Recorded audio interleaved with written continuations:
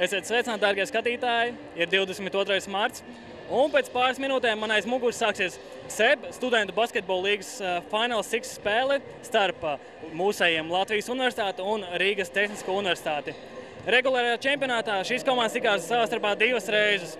Pirmajā spēlē Latvijas Universitāte diemžēl zaudēja, bet spēja revanšēties otrajā spēlē. Bet šie rezultāti vairs neko nenozīmē, jo visu izšķirs šī spēle. Spēle abas komandas iesāka agresīvi, jo spēles cena bija ļoti augsta. Veiksmīgāks un pārliecinošāks sākums izdevās mūsu LU basketbolistiem, kuri izmantoja vairākas RTU kļūdas un pārvērta tās vieglos, bet ļoti vērtīgos punktos. Pēc 5 nospēlētām minūtēm LU bija vadībā ar 11-4. Latvijas Universitāte turpināja veikt sekmīgus uzbrukums, uz ko RTU atbildēja ar retiem mēģinājumiem iekrot LU grozu. Teicam, laukumā darbojās arī SEB Studentu basketbola līgas vērtīgākais spēlētājs, 20. numurs Mārtiņš Laksa. Beidzoties pirmajai ceturtdaļai, tablo vēstīja 28-16 LU labā. Otrajā ceturtdaļā mūsējie negrasījās apstāties un turpināja palielināt punktu starpību. Laukumā vērtīgu darbu veica saspēles vadītājs numurs 23 Dītis Bērziņš, kurš saviem komandas biedriem dalīja rezultatīvas piespēles. Otrās ceturtdaļas vidū RTU pamazām sāka deldēt rezultātu starpību un spēle nedaudz izlīdzinājās. Jāuzteic LU spēlētājs Žanis Peiners ar 3. numuru, kurš pateicoties savām mājkustībām lika pasīst RTU aizsardzībai.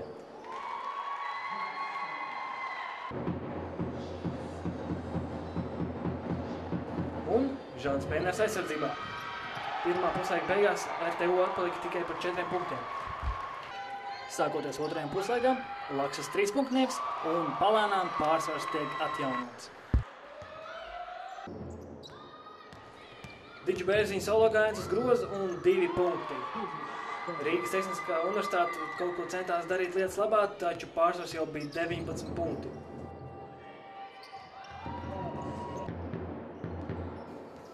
Vēlreiz Bērziņš, pamāna un 2 punkti.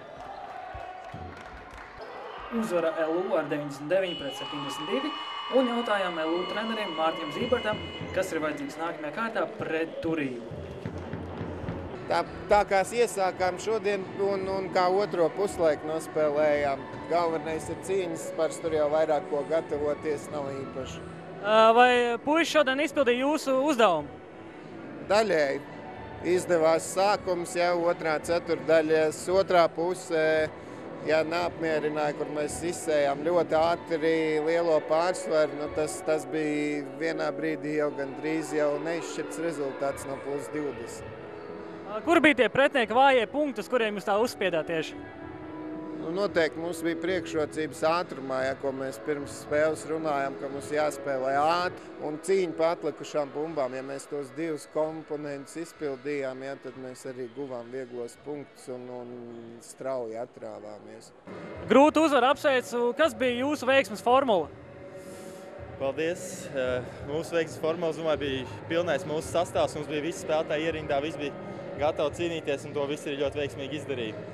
Nākamā spēle pret regulārā čempionāta pirmo vietu Turību. Kā jūs gatavosieties? Nav jau laika nekam gatavoties, bet domāju, mēs jau tā esam gatavi. Galvenais ir visiem, lai viss kārtībā ar veselību.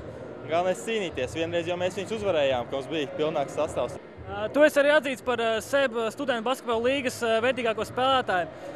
Vai jūti, ka pretinieki tevi īpaši sāc nekā citus?